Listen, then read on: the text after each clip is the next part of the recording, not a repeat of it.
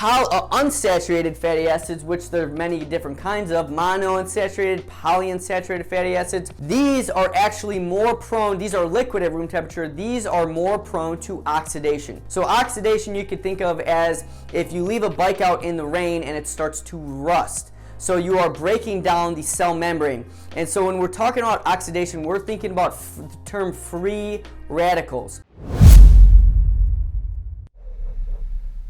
Now, free radicals are something that come in and they will damage your cell membrane, so we don't want this. And oftentimes when we have excessive oxidation, what can happen is if we have a spot on our cell membrane that's open for a free radical to come in, which is simply an electron, to come in and damage that cell, what will happen is that will cause a chain reaction and it'll start to damage the entire cell. So it can wrap around the cell and then it can go deeper and start to damage the actual DNA within the cell. So there are specific blood and other markers that we're able to utilize to see on a patient whether they have a lot of oxidation occurring. So this is very important to understand when we're taking fish oil. So we don't want to just take a bunch of fish oils and eat an unhealthy diet. That's actually the worst thing we can do, because that will actually propel us and cause us to oxidize further and therefore age quicker. So when we oxidize, we essentially are aging, and we don't want excessive oxidation because this causes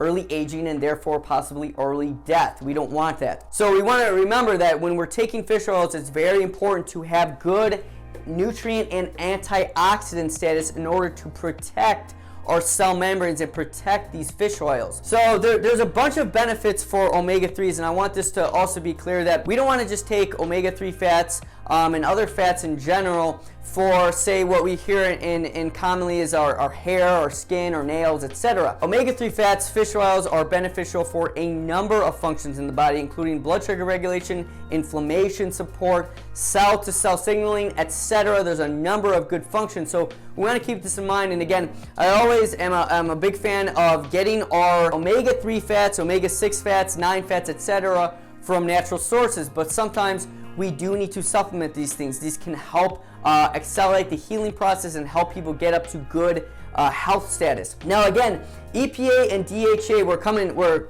toning back here just for a second. EPA and DHA are just two types of chemicals that we find in fats, and while there are many different fats out there, we have these can be interrelated, and these can be interconverted into each other. Now, and this again plays in with other omega-6 fats, etc. The important part is that to convert EPA to DHA, we need good nutrient status. So many of the nutrients that we need are vitamins and minerals, vitamin B6, B12, etc., zinc, magnesium.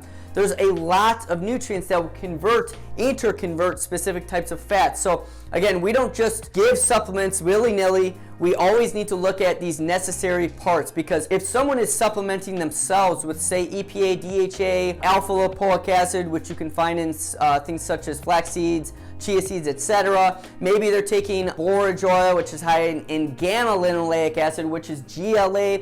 There's a number of factors that come into play. We need to look at the enzymes, and maybe they're not converting, maybe they don't have enough nutrients and specific requirements for these enzymes to actually convert these fats. So they might be taking a lot of good fats, but they're not actually able to utilize them in the body for their good purposes. So again, this is important to be analyzed, and we look at this for all of our patients. So it's important to understand that there's a lot going on with fish oils.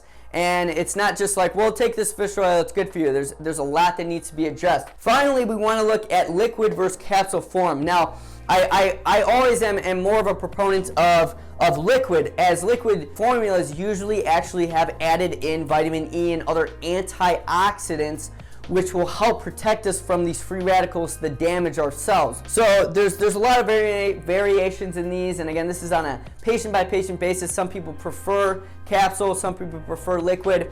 Not a problem. Both of them are very effective, but want to let you all know that there's a lot of details that go into supplements, herbs, including fish oils, which we went over here today. So again, I'm Dr. Anthony Cofasi. Hope this video helped you, and have a great day.